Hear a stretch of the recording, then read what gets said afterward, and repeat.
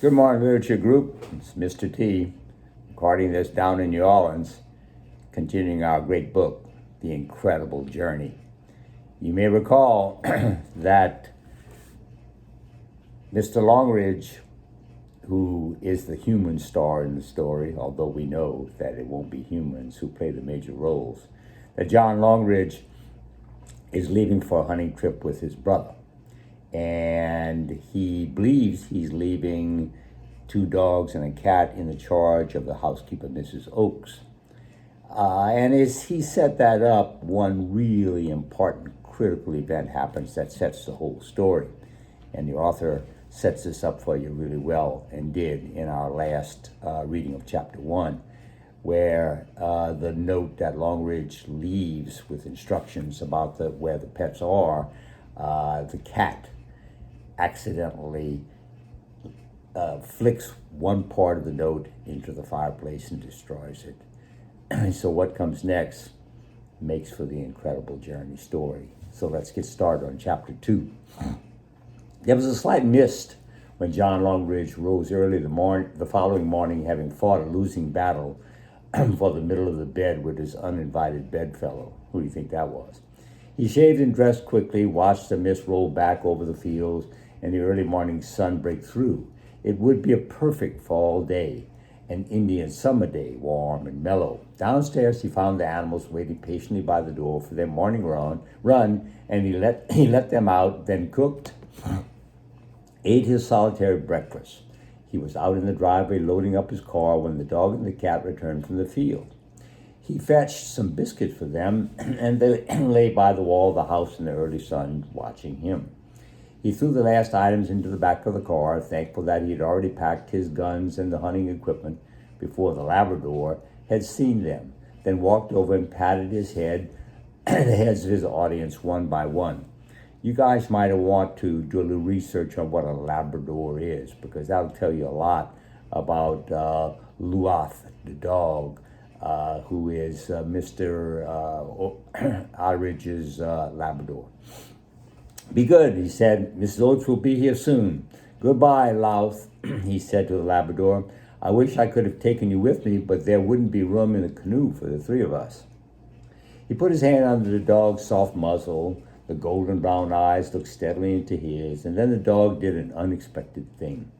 He lifted his right palm and placed it in his master's hand. Longridge had seen him do this many times to his own master, and he was curiously touched and affected by the trust it conveyed, almost wishing he did not have to leave immediately, just after the dog had shown his first responsive gesture. You remember that Mr. Longridge has only been watching the dogs for a few months.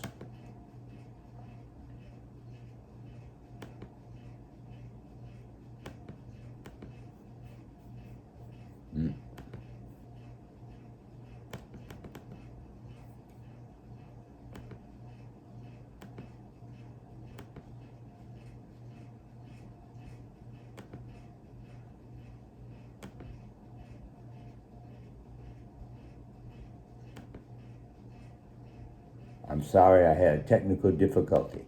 Now I'm back.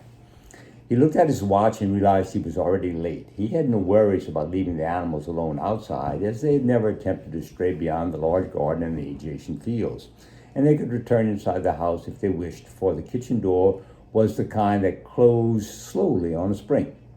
All that he had to do was to shoot the inside bolt while the door was open, and after that, it did not close properly and could be pushed open from the outside. You can think about that. They looked content enough to. The cat was washing methodically behind his ears. The old dog sat on his haunches, panting after a run, his long pink tongue lolling out of his grinning mouth, and the Labrador lay quietly by his side. Longridge started the car and waved to them out of the window as he drove slowly down the drive, feeling rather foolish as he did so. What do you expect them to do in return? He asked himself with a smile. Wave back or shout goodbye? The trouble is I've lived too long alone with them, and I'm becoming far too attached. Well, Mrs. Terrio and I have 2 kitty cats, Mosby and Zuki, and we know how attached you can become to them. The car turned around the bend at the end of the long tree-lined drive. The animals heard the sound of the engine receding in the distance. The cat transferred his attention to his hind leg, and the old dog stopped panting and lay down. The young dog remained stretched out, only his eyes moving, and an occasional twitch of his nose. 20 minutes passed by, and no move was made. Then suddenly the young dog rose, stretched himself, and stood looking intently down the driveway. He remained like this for several minutes, while the cat watched slowly, closely, one leg still pointing upward.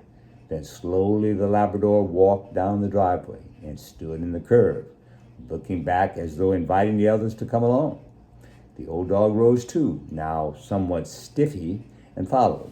Together they turned the corner and went out of sight. The cat remained utterly still for a full minute, blue eyes blazing in his dark mask, Siamese cat. Then, with a curious hesitating run, he set off in pursuit. The dogs were waiting by the gate when he turned the corner, and the old dog peering wistfully back as though he hoped to see his friend Mrs. Oaks materialize with a juicy bone. But when the Labrador started up the road, he followed. The cat still paused at the gate, one paw lifted delicately in the air, undecided, questioning, hesitant, until suddenly some inner decision reached. He followed the dogs. Presently all three disappeared from sight down the rusty road, trotting briskly and with purpose. About an hour later, Mrs. Oaks walked up the driveway from her cottage, carrying a string bag with her working shoes and apron and little parcels of tidbits for the animals. Her placid, gentle face wore a rather disappointed look because the dogs usually spied her long before she got to the house and would rush to meet her. I expect Mr. Longridge left them shut up inside the house if he was leaving early, she consoled herself. But when she pushed open the kitchen door and walked inside, everything seemed very silent and still. She stood at the foot of the stairs and called them, but there was no answering patter of running feet, only the steady tick-tock of the old clock in the hallway. She walked to the silent house and out into the front garden and stood there calling with a puzzled frown. Oh, well, she spoke her thoughts loudly in the empty, sunny garden. Perhaps they've gone up to the school. It's a funny thing, though, she continued, sitting on a kitchen chair a few minutes later and tying her shoelaces. That puss isn't here. He's usually sitting on the window sill at this time of day. Oh, well, he's probably out hunting. I've never known a cat like that for hunting. Doesn't seem natural somehow. Excuse me. She washed and put away a few dishes, then took her cleaning materials into the sitting room. There, her eye was caught by a sparkle on the floor by the desk, and she found the glass paperwork, and after that, the remaining sheet of the note on the desk. She read it through to where it said, quote, I will be taking the dogs and Tao too, of course, ... end of quote. Then looked for the remainder. That's odd, she thought. Now where would he take them? That cat must have knocked the paperweight off last night. The rest of the note must be somewhere in this room. That was pretty good deduction on Mrs. Oaks' part. She searched the room, but it was not until she was emptying an ashtray into the fireplace that she noticed the charred curl of the paper in the hearth. She bent down and picked it up carefully, for it was obviously very brittle. But even then, most of it crumbled away, and she was left with a fragment that bore the initials, J.R.L. Now, isn't that the queerest thing, she said to the fireplace, rubbing vigorously at the black marks on the tile. He must mean he's taking them all to Heron Lake with him. And why would he suddenly do that after all the arrangements we made? He never said a word about it over the telephone. But wait a minute, I remember now, he was just going to say something about them when the line went dead. Perhaps he was just then going to tell me. While Mrs. Oaks was amazed that Longridge would take the animals on his vacation, it did not occur to her to be astonished that the cat should go along too, for she was afraid that the cat loved the car and always went with the dogs. Longridge drove them anywhere and took them farther afield for walks. Like many Siamese cats, he was obedient and trained to go on walks as most of the dogs, and would always return to a whistle. Miss Oaks swept and dusted and talked to the house, locked it, and returned home to her cottage. She would have been horrified to the depths of her kindly, well-ordered soul if she had only known the truth. Far from sitting sedately in the back of the car, traveling north with John Longeridge, as she so fondly visualized, the animals were now many miles away on a deserted country road that ran westward. Canada's a big place, and out west in Canada is wilderness. They had kept a fairly steady pace for the first hour or so, falling into an order which was not to vary for many miles or days. The Labrador ran always by the left shoulder of the old dog, for the bull terrier was very nearly blind in his left eye, and they jogged along fairly steadily together. The bull terrier, with his odd rolling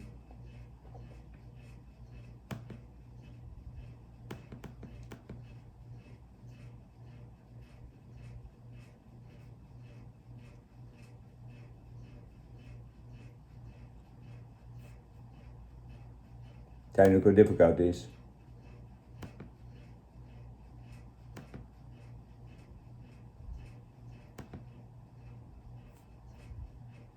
Sorry, my computer is changing more than one page at a time. I'll figure it out.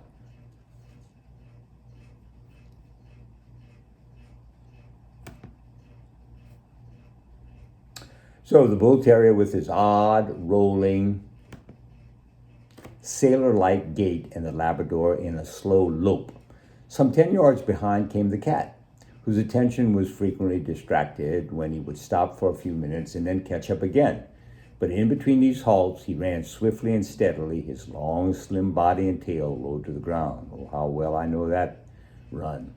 When it was obvious that the old dog was flagging, the Labrador turned off the quiet gravel road and into the shade of a pine wood beside a clear, fast-running creek.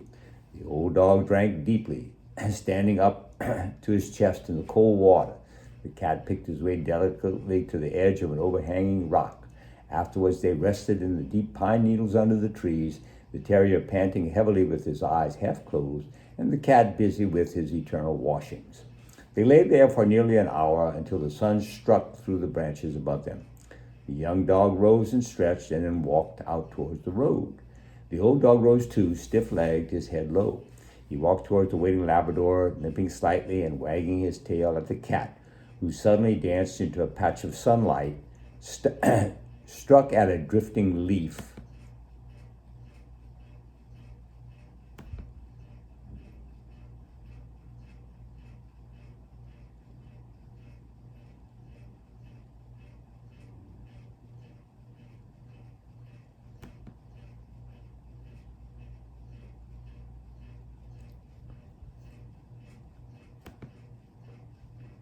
Invitingly snug and secure.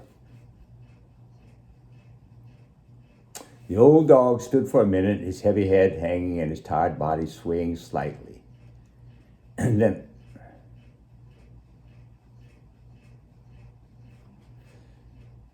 my book is shifting 2 pages at a time. I'm working on, okay?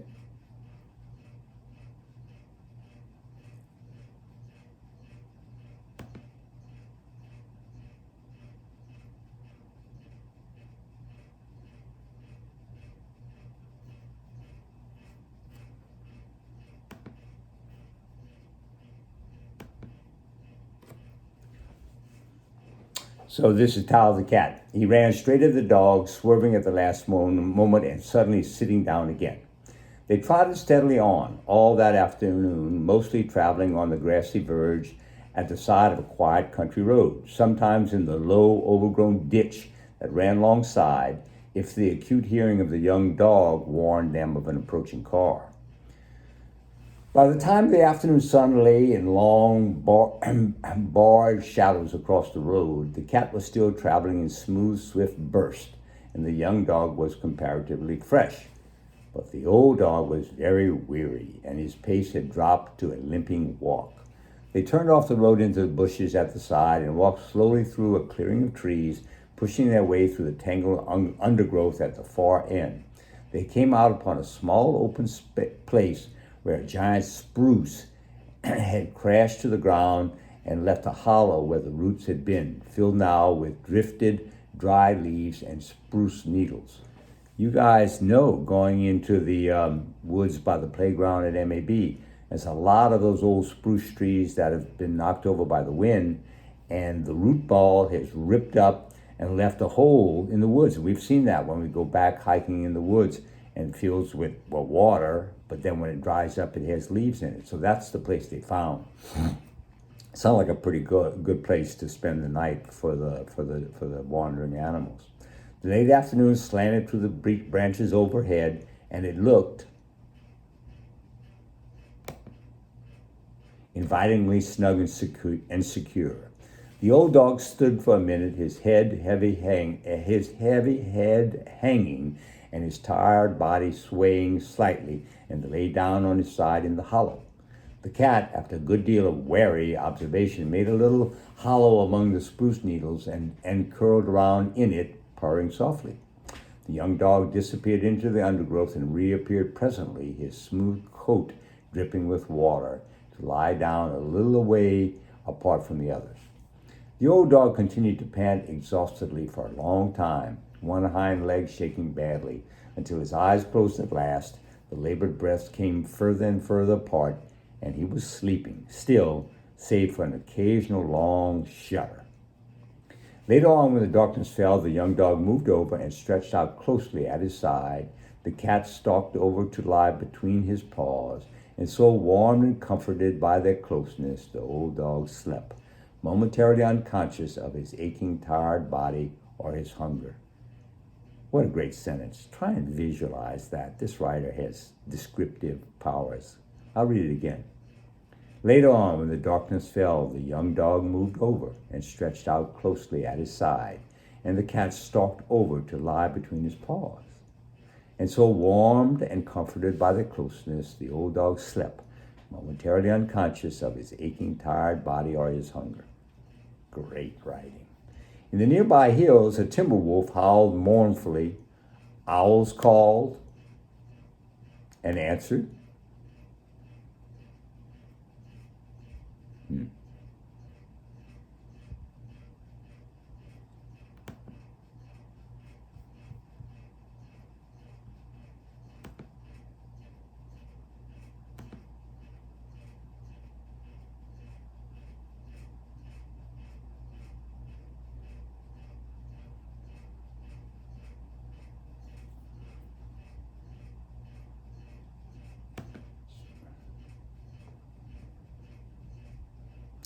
In the nearby hills, a timber wolf howled mournfully. Owls called and answered and glided slightly by with the great outspread wings.